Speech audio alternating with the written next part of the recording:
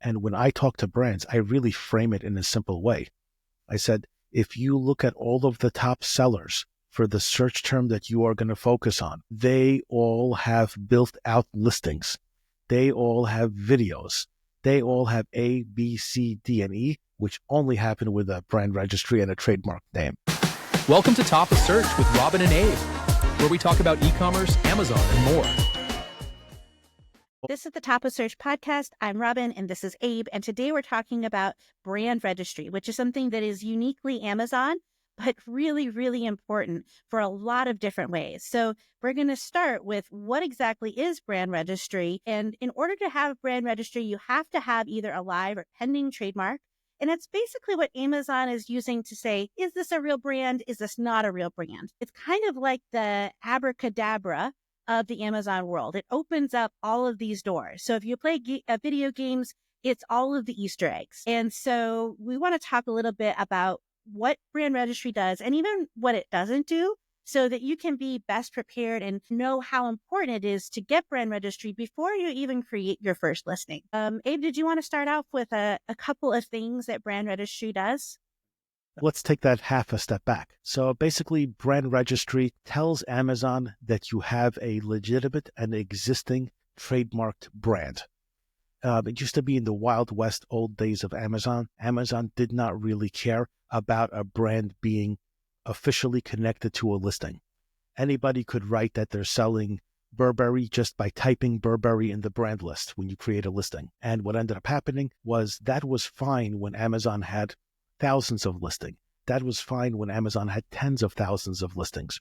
But as Amazon grew, as Amazon went to millions and billions of listings, they encountered two problems. Number one is people were creating listings for things that were not actually that brand. So imagine a piece of apparel that was never made by Burberry being listed under a Burberry brand. And the second thing that ended up happening was there were many, many, many duplicate listings. And the same piece of product could be created by any seller. And you would end up having a big mass of products and listings that were just the same thing, filling up a page and cluttering the page. Because of that, Amazon had to take a couple of steps to clean up the system and to validate the listings that were created.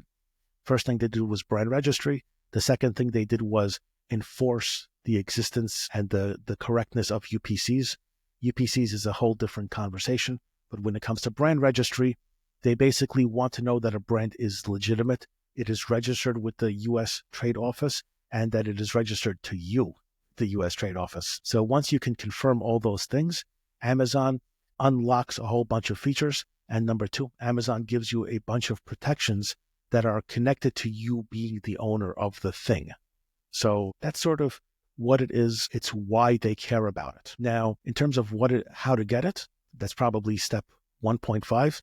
The way you get it is simple. Number one, you need to have a brand that you get trademarked. Now, trademarking with the USPTO, US Patent, once you do a registry with them for the brand you want to create, one of two things happens.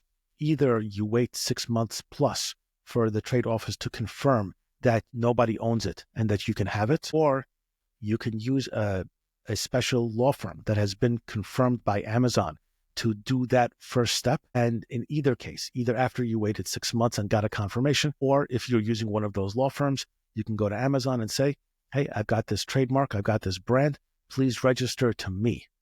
And then you've got your brand registry. We strongly recommend using one of the lawyers that can work that system, because for the amount of money the lawyers charge, typically somewhere between $400 and $1,500, depending on your lawyer, you get access to those features 6 months earlier. It's as simple as that. And you can sell 6 months, you can sell those products effectively 6 months earlier. That program is called the Amazon IP Accelerator. So if you just Google Amazon IP Accelerator, you have to use one of those attorneys. And you might say, well, they're more expensive. Basically, Amazon have said, this select group of people, we trust if they feel that you can get that trademark approved, we'll go ahead and we'll allow you to have access to these branded tools even before your trademark has kind of reached the point where we would normally do it. So it can be good to help speed things up, especially if you already have product and you're trying to get that launch.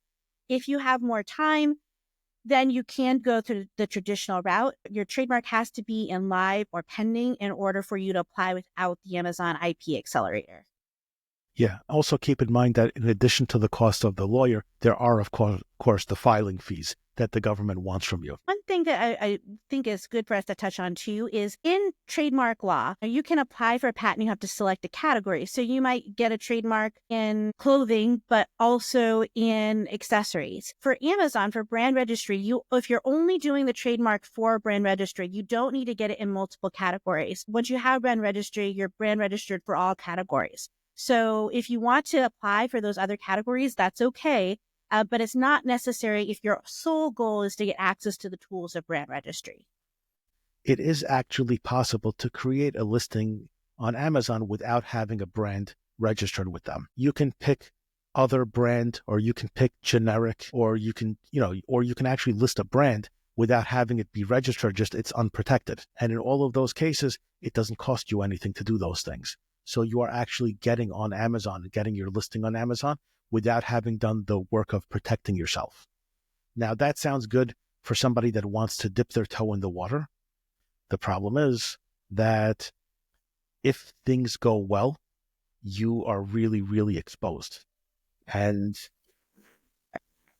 it's possible. I mean, I can tell you a horror story. Yeah. I mean, You should be prepared to have to start all over with a new listing, because it might not be possible to get the brand changed. The UPC won't match the brand. So you could end up in a bad situation. Yeah, Amazon might give you a hard time about connecting your product, which became popular, to the brand, which is new in the system. So that's one issue. But there are other ways which are unforeseeable until you hear the stories. So I have a brand I work with, and they decided to dip their toe into the water when they started selling on Amazon. They said, Abe, I just want to get started. It's a side thing. I have my regular what I do. This is just, I have a product I want to import and sell on Amazon. I don't know if it'll be big, but let's try it. I explained why brand registry and trademark is recommended, but if he wants to sell without those things, who am I to force the point? So what ended up happening? He built a nice little business. He has 2 products. Each product sells anywhere from 300 to 2,000 pieces a month, which is up to, 2,000 pieces is 80 units a day, whatever the number comes out to be. So 2 products, a nice business. It doesn't take him a massive amount of work. It's a nice little business that gives him some extra money. Well, this went on for probably a year and a half. No problems, until the day there was a problem. One day, he logs into his listing and he sees that his listing is completely changed. Image changed, title and bullets changed, seller is changed, and a brand has been added. What happened? This sneaky brand, which was already registered and was a bad actor, found a listing that was doing well and was not brand registered. They went and they connected that listing to their brand. Now, of course, we want to get this undone. We started opening up cases with Amazon to explain this was not changed correctly. Here is the old product. Here is the images that people have submitted in reviews for the product, and this is not it. And as much as we explained, Amazon kept resisting because we had no brand registry. At one point in time, Amazon actually told us, we consider the new version of the listing to be we consider that your listing was defective the entire time it was not brand registered. These guys came along and they corrected it. So now the listing is finally correct, which is an insane kind of logic to apply, but you actually sort of could understand it. There was something missing. So it took us probably 4 months, a whole bunch of escalations, and finally they gave it back to us, at which point, yes, the brand went and registered their trademark. They're still waiting for it to be finalized and confirmed, but they did it with the IP Accelerator. They're going through that dance. But this story is not the most unusual, impossible, weirdo story that could happen. There are a lot of things that can happen when you're not protected properly with brand registry and when you don't have access to all the features that come along with brand registry. Part of protecting yourself fully with brand registering is remembering that it's all controlled by that brand name field. So if you have Trader Joe's, and sometimes you're spelling it Trader Joe, all one word, sometimes you're spelling it Trader Joe's with an S, sometimes with a space, you're only the one version that you have approved for brand registry is the one that gives you the protections. So it's very important as you're creating listings and shell listings that you're very, very specific and use a very standard way to do that brand, or you could find yourself in that position, even if you did everything right and got the trademark. Yeah, it all has to match. What you mentioned, like spaces and all kinds of exclamation points and things. But believe it or not, the number one headache I see is all caps. Yeah. A lot of lawyers, just by default, when they make the submission, or maybe it's even on the USPTO website, it defaults to all caps. Basically, lots of people submit their application and it's all caps for their brand. The problem is their brand is not all caps. And then Amazon starts giving them headaches. The product packaging shows it in upper and lower. Some bozo with not two brain cells to work together will say, your trademark is all caps. This product packaging doesn't have the brand name in all caps, not the same brand. So the key is really make sure that your trademark is exactly the way you intend to market it and is exactly the way that it shows up in your packaging. Those, all three are important to be connected perfectly. And, before we get into what it is, I think I just want to extend this conversation a little further by saying that it used to be you could get your brand registry later. It didn't really matter. There are a lot more brands. There's a lot fewer available names that are there. Just because you have a trademark doesn't mean you'll be approved for that particular version of that brand. So let's say you start a company called Apple Tires and you are able to get miraculously, you're able to get the trademark for Apple in the tire category because it's not in the computer. It's not likely going to be confused with Apple products. If Apple is already taken, you might have to put Apple Tires or Apple Road Services or Apple, you have to change something. If you've already started to sell and your UPCs are under that different brand, it can cause a lot of problems. So sometimes I'll have brands that say, I don't want to waste the $40 a month in an Amazon subscription until we have all of the trademarks approved, all the content is done. We really want to do that beforehand. It's a small expense. And anytime we can avoid Murphy's Law, that's what I want to do. So I would always strongly recommend that you get the brand registry set up. If to do that, you'll have to create up one shell listing and make sure that everything's connected well before you start waiting until the last minute and then having to backtrack and then potentially move launch dates, which if you're a private labeler, that's a bummer. If you're a large brand that's using influencer marketing and has to strategize your launch with multiple departments, it becomes a real nightmare. So you want to be thinking about, start with the end in mind and to avoid things at a small cost to avoid potential issues down the road. Yeah, so it's explained to me about the shell listing. At what point, what's the timeline of steps? Of course, the timeline of steps starts with an idea for what a brand should be, but what are the other steps and where in the process does a shell listing fit in?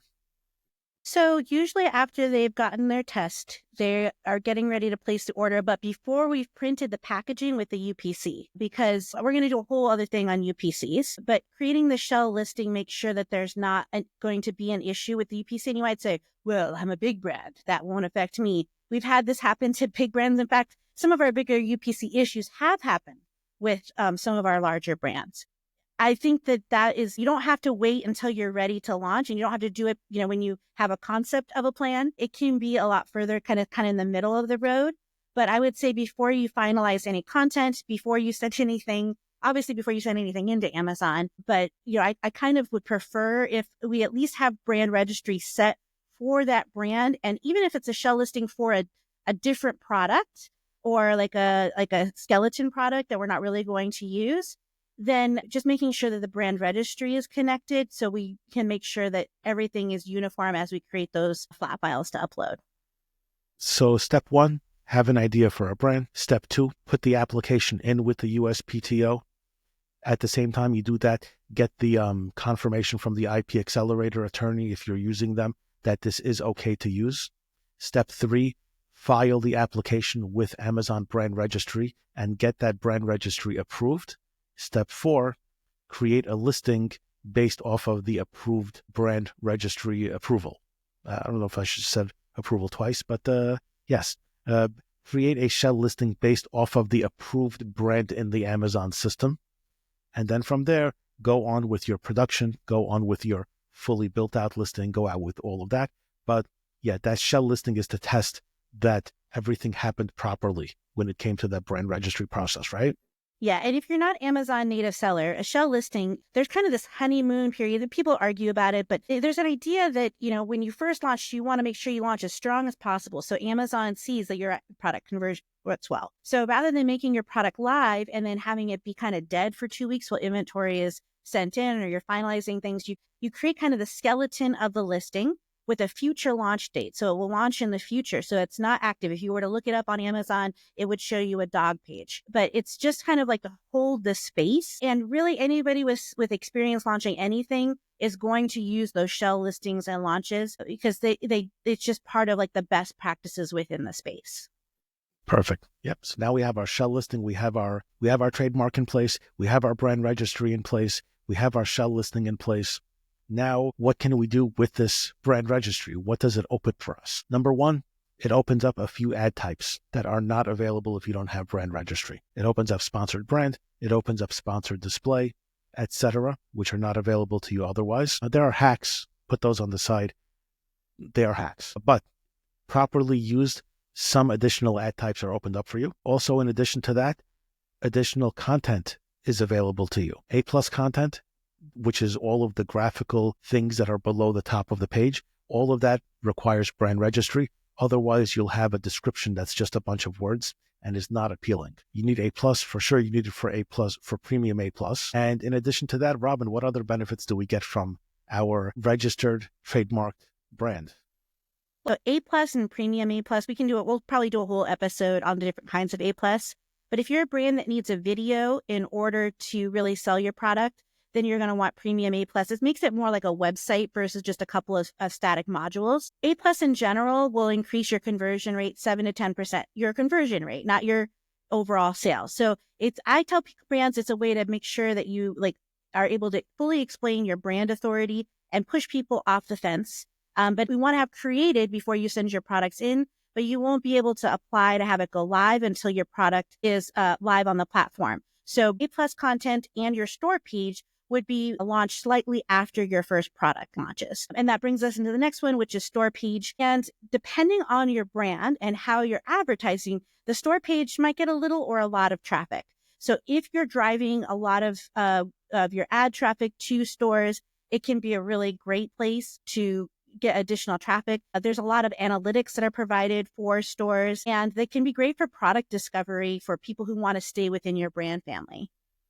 Yeah, the storefront does a few things. The first thing it does is it teaches people about your brand. That's a big key. Shoppers already know that when they look at listings, right above the product name, there's a visit the XYZ store. They are trained to know that it's there. Many people click into those to learn more about the product line or about the store. And when you don't have that, if it's just a link that goes to a random selection of products, that is not going to be as effective in getting the shopper to purchase. The second thing it does, besides teaching you about the brand, is it offers you the ability to show more products from your line in a way that doesn't cost you any ad money. So you can have in your storefront page basically your Amazon store. All of the products you sell can be displayed in one place. Additional colors, additional versions, additional product lines. All of those can be shown on your storefront, and an effective storefront can and should deliver at least 10% of your business. So you could be missing out on that. Someone told me that's the case maybe 6 months ago. I had never known about that 10% plus percentage. I went into a few of my accounts. I specifically looked at a few where I knew they had built out effective storefronts, and I looked at a couple where I knew it was an afterthought. And I'll be darned, but the people who had built out thoughtfully constructed storefronts had 10, 15, 18% of their business coming from that storefront. The people who did not got 2, 3, 4%. So a storefront it's a lot of focus, but it is super important, and it's going to be unlocked with the brand registry. The other thing with store pages is if you don't have a store page, what happens is when somebody clicks on your brand, it will just go to a search that shows, let's say Lego didn't have a store page. Then if you click on Lego, it will just do a search for Lego, which could show your competitors, which could drive people to your competitors, which is not good and can really look bad, especially if you're if you're in a larger company, if you're in-house and you have stakeholders that might click through, it looks really, really bad. So having something is better than nothing. A well-crafted, well-organized storefront can do a lot to help people find your products, especially if you have product extensions that you want people to be aware of. Depending on kind of the advertising strategy that you're using, there are some strategies that do rely heavily on driving store pages or to custom pages. So having that kind of in your tool deck is really, really important. 100%. There's no other way to say it. Brand registry is really important, and presenting your brand effectively on Amazon is super important. There are so many places where a shopper can be snatched away from you during that process between click and sale or between search and purchase. There's so many places where a shopper can end up being diverted. You really need to take care of that shopper all the way through. You need to nurture them. You need to defend yourself all the way through. And it's just an important part of it. There's this awesome thing that they have rolled out called Brand Analytics. I cannot tell you the amount of insight that it gives you in being able to determine, like, well, we're down for this month. We can look at things like, okay, is the search volume for your brand down year over year or quarter over quarter? It can help us identify new search terms. I mean, it can see what percentage of clicks we're getting. The amount of data that you can get is so far ahead from what we had 5 years ago. And it makes identifying if there's a gap or there's a lull in sales. Is this a category? Is this a brand? Is there something wrong that's dropping our conversion? It really helps us fine tune and identify what that is. Yeah, it's an unbelievable tool. Not having access to it is a big pair of handcuffs. It helps us with ads. It helps us with creating listings. It helps us with understanding the competition. There are times where we can look at competition and it very much informs what we would do or not do. And you can't get that information anywhere else. No tool has access to that unless brand analytics is activated. And, you might say, oh, well, this tool does this and this tool does that. A lot of the tools out there are using estimates. And so they're great when they're right, and they're not great when they're not. When the data comes from Amazon, you have a lot more surety that you're making decisions off of real data. So use the estimating tools, but anytime we can use Amazon's first-party data, that's of course what we want to do. So it can be really, really powerful, especially if your hero product's doing really well and you're trying to identify extensions. You can start to see and get a lot of information from brand analytics that way. And then also just to protect, because we're talking about competition, brand registry is the way that you want to report trademark and copyright infringements. It can also help you enforce design patent infringements. One thing that is important to know is that utility patents are not handled through brand registry. They're through a program called the Amazon Utility Patent Neutral Evaluation Procedure. It's basically a separate neutral procedure.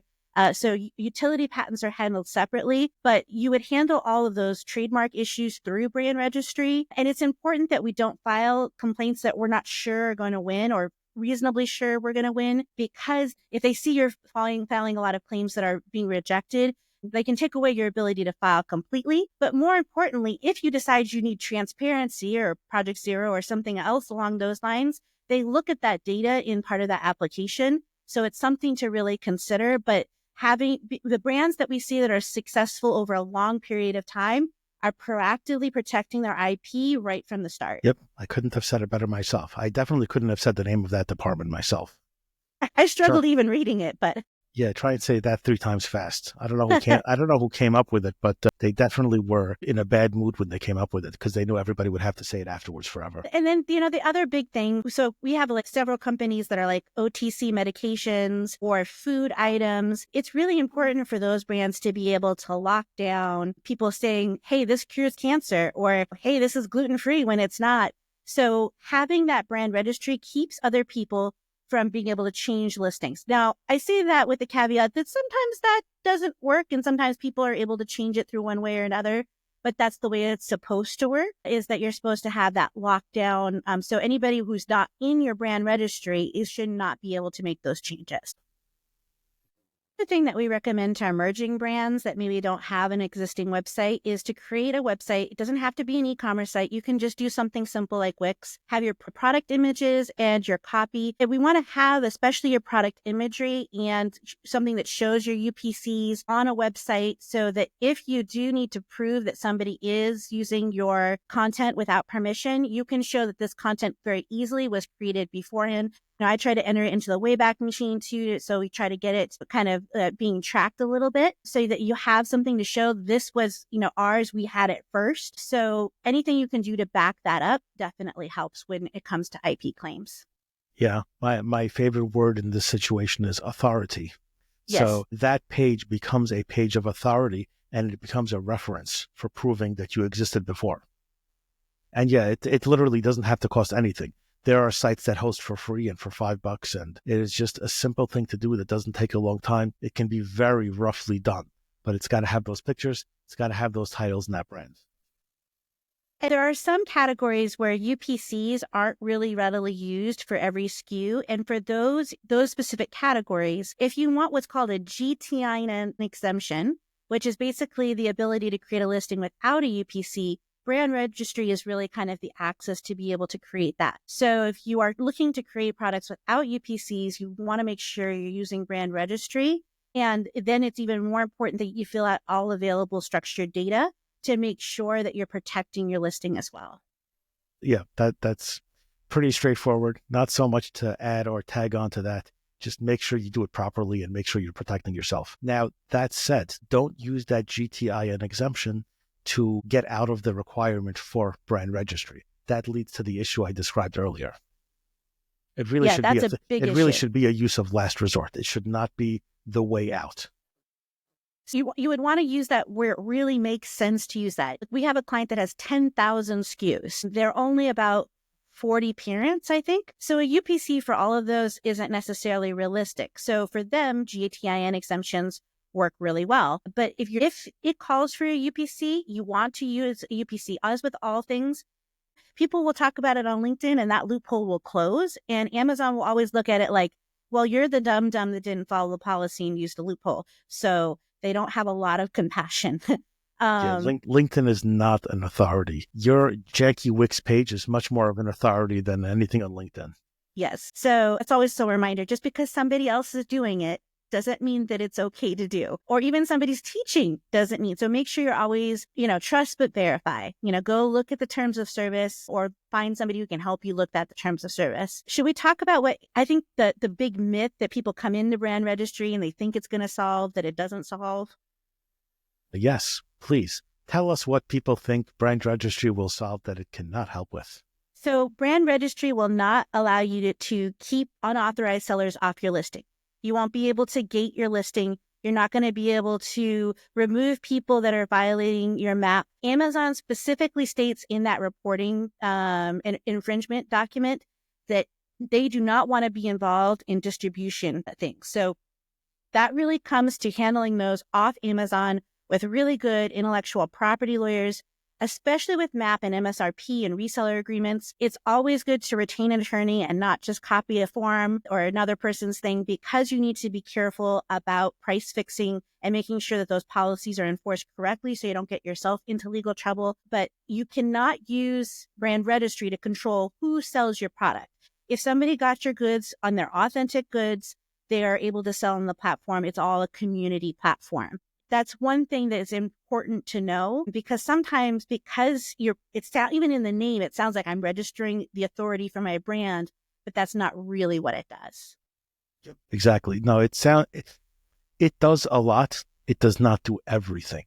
And it is not the shield for every possible situation. A lot, but not everything. It used to be, we talked a little about how Brand Registry used to not be as important. We're going to do a whole other episode about UPCs. It used to be, you had the wrong brand, you could just merge it. There's a video somewhere, me saying like, this is a quick ticket, it'll take 45 minutes or 5 minutes. Now we're talking months. Like, I usually tell people that changing a UPC or a brand is almost like trying to pass immigration reform at this point.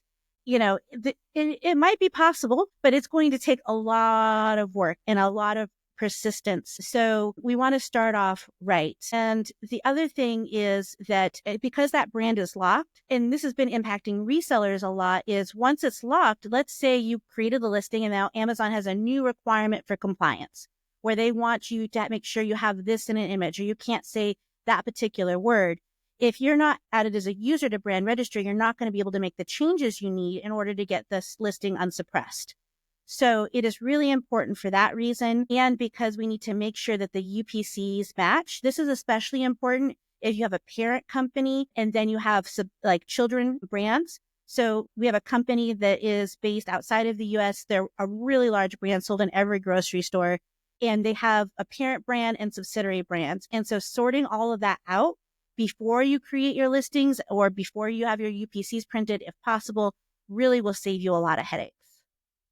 Yeah. UPCs really are a completely different subject, but it's definitely something to be aware of and conscious of. I don't want to dive too deeply into it because it is its whole own thing, but suffice it to say that UPCs and brand registry do tie together pretty closely. And then, if you're launching, especially a new to category brand where maybe there's not specific keywords, you're trying to get new customers who maybe are not aware of your products, some really important advertising tools are sponsored display and sponsored brand, especially video ads. And there are some hacks if you sell lots of brands. For most brands, in order to get access to those ads, you will have to have brand registry. Yeah. Brand registry, we could say it 14 different ways, but if you're in business on Amazon, be in business on Amazon. Don't treat it like a side hustle, as much as there are tons of videos suggesting that it could be a side hustle. It really is a business. Every part of it has an analog or an analogy to a real world brick and mortar storefront. We've had some brands that didn't want to do brand registry. And like some of the concern was if they were new to category is how would we effectively get new customers without sponsored brands? Because it would change the ad strategy for some brands. I would love to hear your thoughts on that as somebody who's really got a lot of experience in that area. So walk me down the lane of what you're thinking. I don't typically have extensive conversations in which brand registry is part of an ads discussion. First of all, most commonly people do have their brands registered and everything is buttoned up. It's the minority of times where people don't have a brand but are still selling a significant amount on Amazon. Now, in those cases, we simply tell them, hey, you can't do these things until you do these things. And the rest, whatever is left, is what we work with. You have a hand which is not great, but you do what you can. And in some cases, the results can be perfectly fine. But we typically will tell a brand, we recommend it. We recommend it for these reasons. Maybe in the future, I'll just direct them to this episode to listen to so I don't have to say it 60 times. But I explain the benefits of brand registry. I explain why it's needed for protection. And then from there, whether they understand and agree, or whether they say, I still want to proceed as I was. That's what we do. So we don't have a lot of private label brands in our portfolio, but we have a lot of bigger brands. And for them, we need the branded search because we want to run sponsored brand ads as a defensive piece. And for the young emerging brands, this is a brand that I rejected like a zillion years ago because at the time sponsored brands and sponsored display didn't exist. But now we could probably try it. So it was a seatbelt purse, and it was a purse seatbelt. And so it was a strap that you would put around your purse in the front seat so it didn't tip over. And it was selling well in some of these boutique stores, but without sponsored brands or sponsored display, people who type in, purse seatbelt, they're probably looking for the purses that are made out of seatbelts. There's no keyword traffic for that. So you'd have to have more of an awareness and longer funnel. So for that brand, we would really need the video ads using some psychographic targeting or retargeting to help show that video to people that might be in the market for that product. Yeah, so I can see now where you're going with this. In terms of building out a comprehensive marketing strategy, brand registry becomes super important. So what I do in my work is there are layers to everything. On one hand, I run an ad for somebody that wants to run an ad. They say, I don't know the Amazon platform well. I haven't been getting great results. Get us better results. That's a good amount of what we do, and it's a good amount of what we accomplish. We get better performance than how they were doing before. The other part of it is brands and companies that want marketing strategy and brands and companies that want marketing as opposed to just running ads. And in those cases, the conversation definitely revolves around brand awareness. It revolves around bringing people that new to brand shoppers to the product. Bringing people to subscribe and save with special promotions around that. We do the things to enhance the brand in the world of selling. It is interesting, though, that I don't think I've ever had a conversation with a brand that was established enough to want marketing, but did not have a brand trademarked, because you've usually got a trademark brand, and the only question is filling out the brand registry forms. Yes, So that's I don't know true. I don't know why somebody would already have a trademark, but would refuse to protect it. So we had one brand, it's a textile company. They've been around forever and they had no trademark. They've been around for like 50 years. You see them in stores everywhere here in Arizona. Like I saw their products, I immediately recognized them, but they had no trademarks filed at all. He had one image of each product and that was it. Like he didn't do anything digitally. So it's rare, but it has come up for us. Interesting. Now, were you able to convince them that they should actually be legally protected with their brand that they've spent many years building? Yes. And the reason was because by the time they came to Amazon, there were people using their brands that were buying them as resellers. Let's say their brand was EXO and people were buying EXO and then selling it as ZZ or, so were selling it under their own, they're kind of white labeling it without permission, using the UPCs that were attached to their products. And then there were some people that were using the right brand, but had described the textile as the wrong length or the wrong use case. Because we had to untangle this mess, going through why we needed brand registry was a little bit more palatable. Interesting. Was it a hard sell? Yes. First of all, was he like 100 years old and still like typed on typewriters and stuff? Or was he like a man of our age? He's probably a little older than us, but he started and became successful in a time when all of this was not really necessary. And so, to his credit, I mean, he has been incredibly successful without it to this point. And his products are unique enough that he had enough protection from copyright where we were able to get things resolved. So in some ways, he was right. We were able to fix it without doing a lot of the things, but it was a tougher sell because, he wanted the sales on Amazon, but it was hard to explain the necessity when it hadn't been necessary for the decades in previous that he's had his successful business. Yeah, I think that sort of makes more sense. Still uncommon, but I think that putting like age aside, in reality, when somebody has done things for a long time and it has worked, telling somebody that they need to change what has always worked is just an uphill battle. So Yes. If somebody has done something, step A, step B, step C, and they have made mountains of money and had enormous success, and then they come and somebody tells them you need to do DEF, they're like, who the hell are you? You're going to tell me how to run my business? So yes, I can see that. Still a little bit surprising, but I could see it. It's definitely an edge case for sure. It's been like once in however many years. For me, really, I do commonly see people who are dipping their toe in the water and say, oh, it's not worth it for me yet. That's not at all an edge case. They say, let me just get my thing and see if it'll sell on Amazon. And yeah, for 100 reasons. I mean, for 100 reasons, the concept of trying out Amazon without a full commitment does not work at the time of recording this episode. In the past, you could try Amazon. You could do it with something you found on the shelf. You could do it with things you got in any kind of way. You got your holiday gifts that you don't like, as long as the seal hasn't been broken, you can just throw them on Amazon. That just simply does not work anymore, despite what people will suggest. There is absolutely work to be done.